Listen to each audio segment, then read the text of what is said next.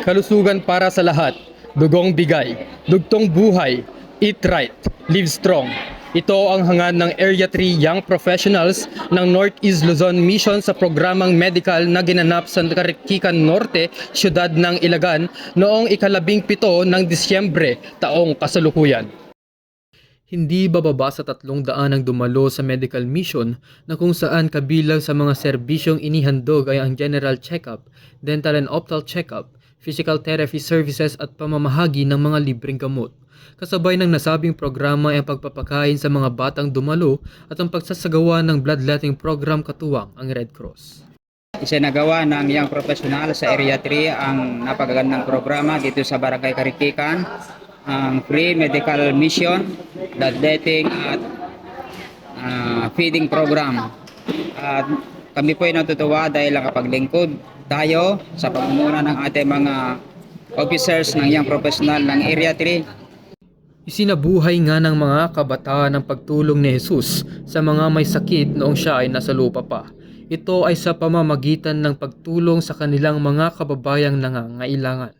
Sabi nga sa Testimonies for the Church 764, the Lord has appointed the youth to be His helping hand.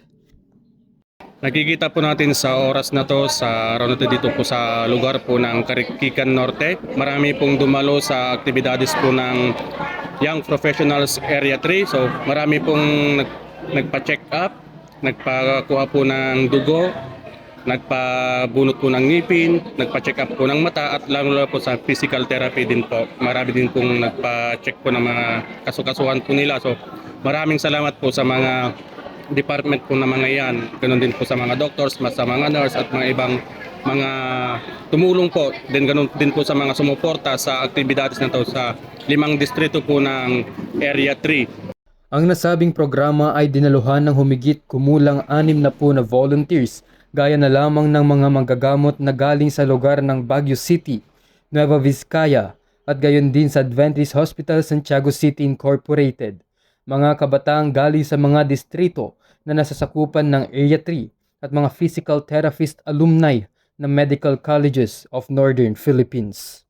I chose to volunteer po kasi since it's also my free time, I also wanted to extend my service as a physical therapist, lalo na sa area natin dito na iilan lang yung mga accessible facilities or yung mga accessible clinics na nag-o-offer ng physical therapy.